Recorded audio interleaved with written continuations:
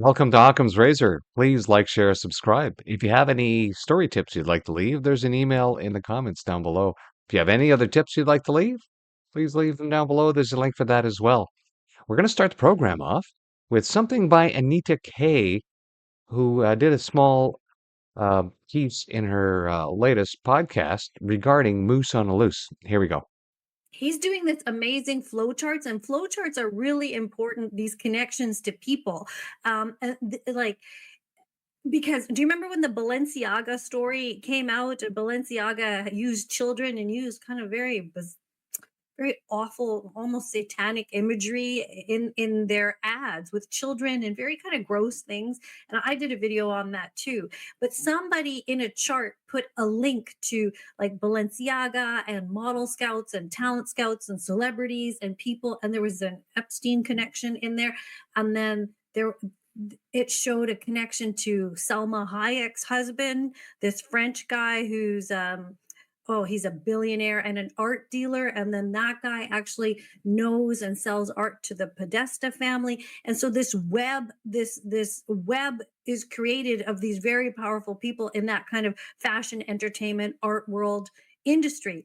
But that kind of web is also important to create in this world where you're putting together Bloomberg, G fans, COP26, Trump, the Kushners, the this, the that, the Palantir people. Like the web is important. And that is the job of the news. That should be the job of the news. You assign a reporter to go dig down that lane, work with an editor, work with a producer, and tell the people how everything is connected. That's if you really want people to know the truth. If you really want to pull the wool over people's eyes, you do what Global News, CTV, and CBC are doing. And I got to tell you, for Moose on the Loose to put this flow chart together, he is outshining the networks. And basically, it's him and his cat, putting this information together, doing the work that the network news should be doing.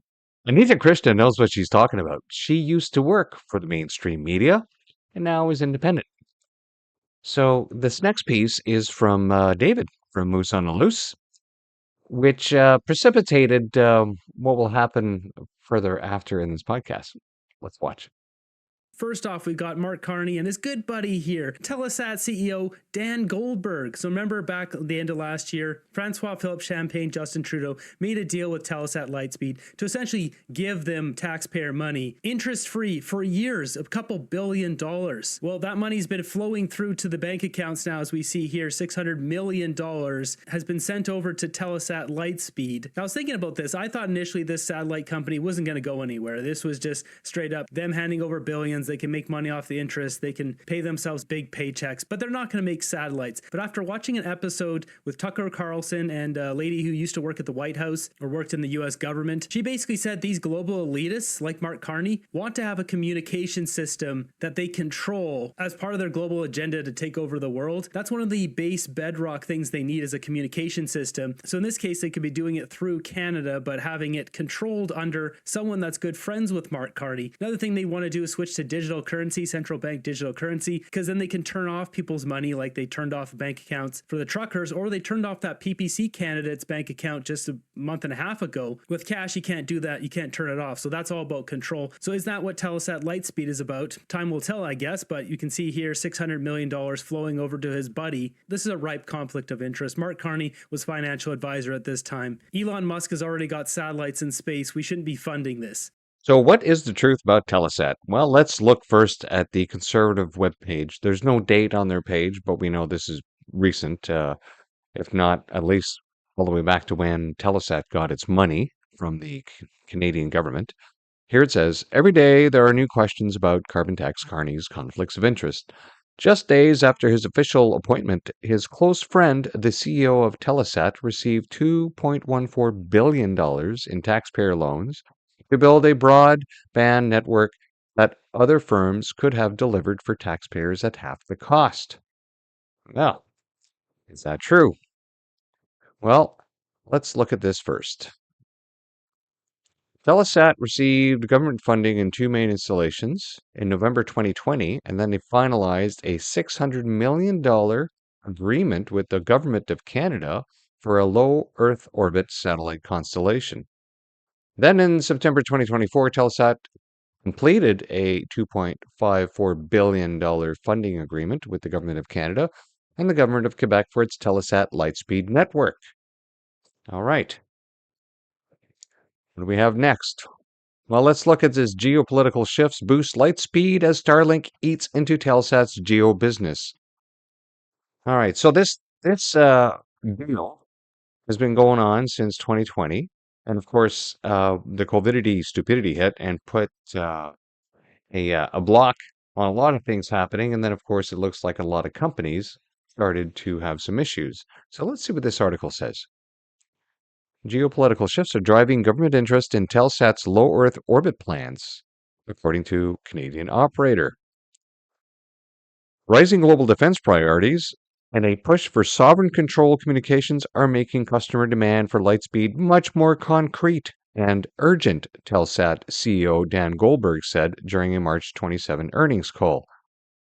Right, so this push for a sovereign controlled communications array has only started recently. And yes, it's a good idea that we have our own network. However, the thing is that there is already an existing network that is far cheaper and available right now. So why are we spending billions of dollars? Telesat has disclosed a revenue backlog of 600 million Canadian dollars. What do they mean by that? A revenue backlog is something that you have promised to deliver but haven't been able to yet so that you can get that revenue. And why does that backlog exist? Well, because they don't have any satellites up in orbit yet to provide the service that they said they're going to provide, or that they've been contracting to provide since 2020, that they needed some extra money to keep them afloat, I guess. All right. However, Goldberg said it is very likely low Earth orbit commitments will this year surpass the 1.1 billion Canadian dollar backlog Telesat recorded for its geostationary orbit business at the end of 2024. So it looks like they have another revenue backlog sitting there. We're having some advanced discussions with customers about Lightspeed commitments, he said, adding we're still about a year and a half out from our first launch, but the market just feels like it's moving in our direction. So they are going to be launching their satellites with SpaceX. They have a series of delivery launches already scheduled. And that's not going to be for another year and a half. Canada's MDA is under contract to build the 198 satellites. So MDA is a company that's been around in Canada for over 50 years. They are the ones who built the Canada arm. They have 3,000 employees, and this is basically more government money going through Telesat to MDA to build something that's going to be up in orbit for Canadians to use. Now, I'm just wondering at this point, all this money that we're spending on Telesat, and once the service is available, will Canadians have to pay for that service? Or will it be free? Because Canadian taxpayer dollars is being used to build this satellite network. And obviously, they're going to charge for it. If you go to their Telesat page, you'll see they already have some other customers actually trying out one of their experimental satellites for this constellation. You know we're going to pay. Canadians always have to pay.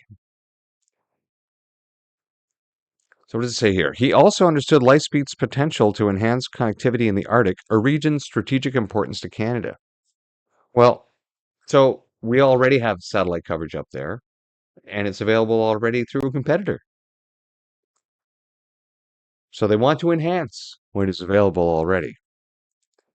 So in particular, he pointed to the Canadian Armed Forces Enhanced Satellite Communications Project, called ESCAPE, for Arctic communications as a potential contract. Lightspeed could play a key role in connecting forward operating bases to strengthen Canadian presence in the region, along with Icebreaker and other ships, fighter jets, and drones. Well, that's all very nice. I've done several videos already on the continuing decline of the Canadian Armed Forces, so you can spend all this money there, but if you're not getting people to actually strap those boots on for you because they don't like your ideology, what are you going to have? for military? Nothing. Meanwhile, Telesat is facing growing broadband competition from Starlink, particularly in the maritime market. That's misleading because actually, Telesat is facing growing broadband competition across all of Canada, not just the East. Telsat's geostationary satellite TV business is also continuing to gradual decline amid a general shift to online streaming services, exacerbated by contracts coming to the end of their terms or renewed at lower rates. So more is going to eat into the revenue because their old business model is still fixed on people watching mainstream pablum on the boob tube, which a lot of people don't do anymore. As a matter of fact, I know there's some recent stats that came out that said the majority of the stuff that people actually watch on TV now is actually streaming from YouTube or other streaming services outside of regular TV and outside of other streaming services like just to watch TV series or movies. Now, the operator reported a total 2024 revenue of $571 million, down 20% year on year. Well, that's not completely accurate, but it's close. We'll show you that near the end of the video. Goldberg said Telesat expects 2025 revenues to decline by approximately 155 million Canadian dollars. Right. So Telesat is having some money problems. Their revenue is falling. They're late on delivering their product. I don't know why the government went into business with them. Well, yes, we do, because people know each other, why they chose this business. Roughly, so let's go. Telesat is also moving more of its aging fleet into an inclined orbit. And Goldberg noted how the company has not ordered a new geo satellite in 9 years because we haven't been able to close a compelling business case for a new geo satellite in quite some time, which goes back to what they were talking about, people watching the boob tube. You don't need as many of these geo satellites. And of course, there are others out there already. People's idea of communication needs and entertainment have shifted drastically, and the only people still watching the old model are getting older and dying off. The company spent more than 1 billion Canadian dollars on the constellation in 2024 and expects to spend around 900 million to 1.1 billion dollars in 2025. Okay, so they're spending money, but they have revenue backlog. So where are they getting this money? Oh, that's right. They secured the 2.54 billion Canadian dollars. Right. So we taxpayers are funding Telesat completely. Let's hope their business model is good. All right. So now let's look over to the CTV story. Now we'll just go watch this quick little video, and then we'll be right back. Work is at. Do we know when Telesat might actually be ready to have some satellites to launch? Absolutely. So Telesat's planning on launching these starting early in 2026. They already have a couple of test satellites in space right now that they're using to demonstrate this capability. But we're looking forward to hopefully connecting our airships to satellite networks starting towards the end of next year, hopefully maybe even sooner. And I think the sooner the better.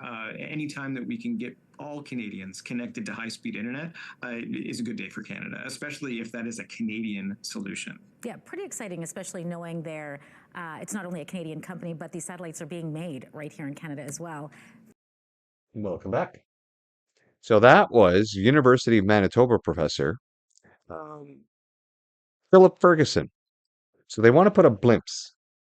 They want to put a blimps to communicate with other existing satellites out there, and then provide a data signal down to people up north as an alternative to what's already available out there. So let's see what it says in the article.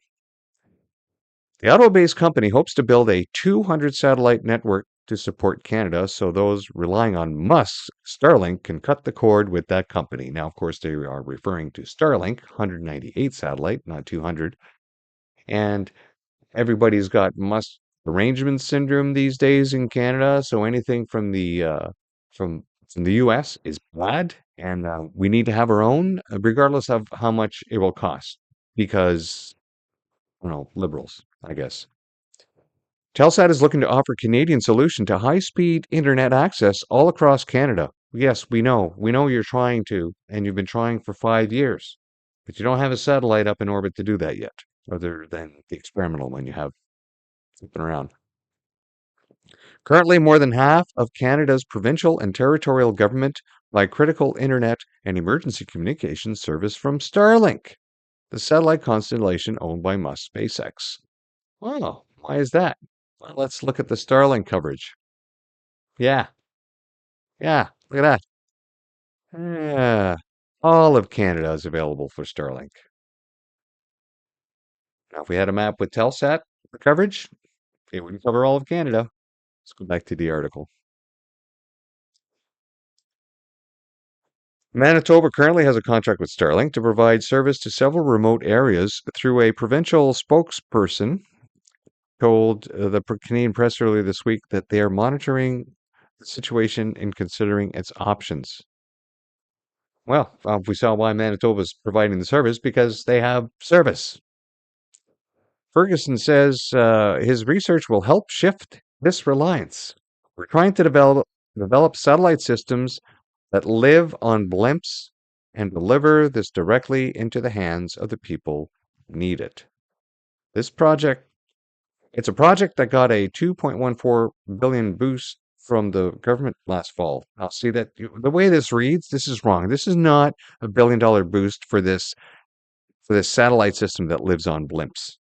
Right? This is something else that they're working on here. Unless I got this wrong. But the satellite constellation that Telesat is building are not satellites that live on blimps. What they are working on is a stopgap measure.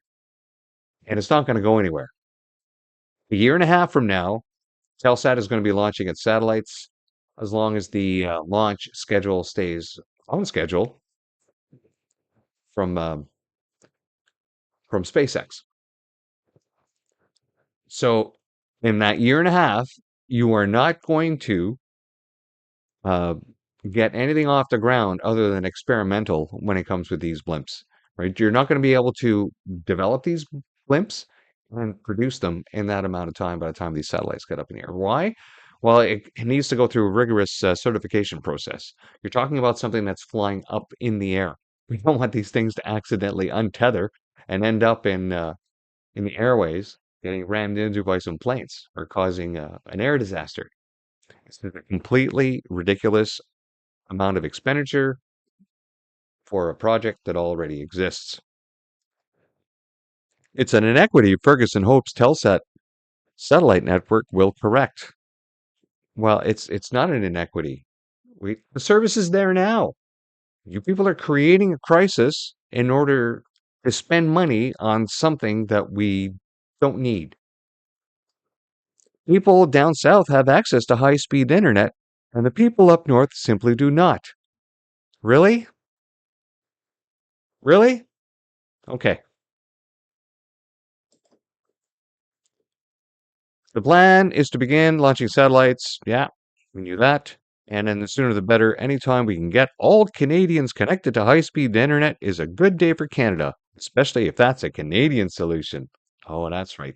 We can't connect people to the internet high speed unless it's a Canadian solution. Until then, keep suffering, Canadians. More misery. All right. So who wrote this article? That would be Catherine Dow. And apparently, she likes many, many snacks. So, Starlink. Well, apparently, Starlink has a deal on right now up till Mother's Day. They will give you the base equipment for free, and I'll give you 1 month for free as long as you sign in for a 12-month contract, and that'll be $140. I'm not advertising for them. I'm just saying that comparatively with other prices. Now, I know my own internet that I receive here, because I'm further south in Canada, is less than this. But if I was living out in the sticks or another area, and in fact, I live rather close to 8 Wing, and they eat up a lot of bandwidth in the area. You just naturally have a bit slower internet here than you do anywhere else. It's just natural. It's the base. You can't help it. They eat up the bandwidth. And if they did eat it up even worse, I might even have to consider this if I wanted some decent streaming. So Telesat is scheduling our first quarter earnings conference call on the 6th of May. And as you can see, we've been looking at a lot of different numbers. There's billions and billions of dollars in play here. And that's the only thing I think that is going to keep the shareholders happy. Because if we look here, their earnings per share has not been positive. And overall, how's your stock doing? Well, so remember before they were talking about a 20% loss. Here it's more like a 27.5% loss over 5 years in the value of the stock. Now, if we look at the all-time, you can see here that right up until 2015, their stocks are doing good. And then what happened in 2015?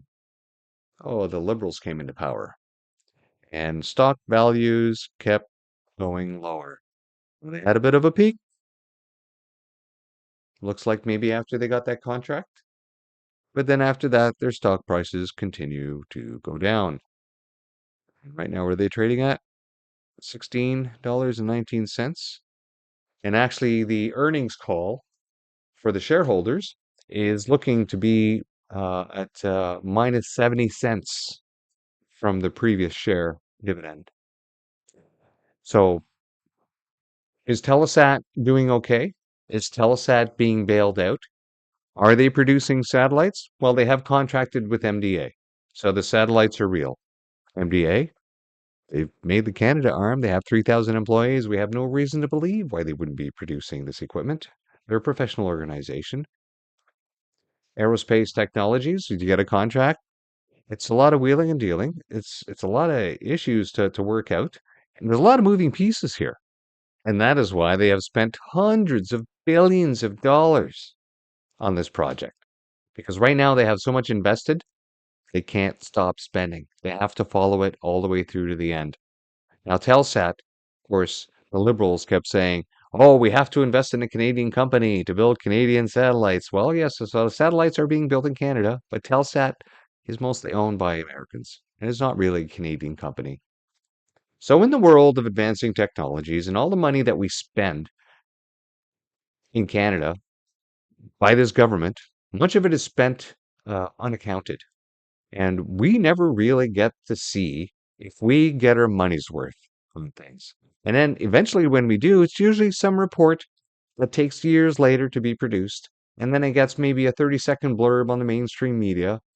Or even if the independent media carry it more, it's not going to matter because there are so many things taking people's attention that they're just not tracking how much money that is being ripped out of their wallets and their pockets is just being pissed away by the Liberals.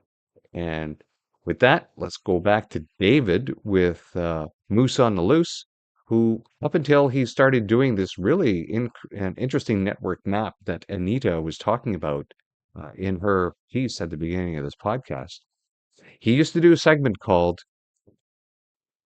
what the hell did he call it?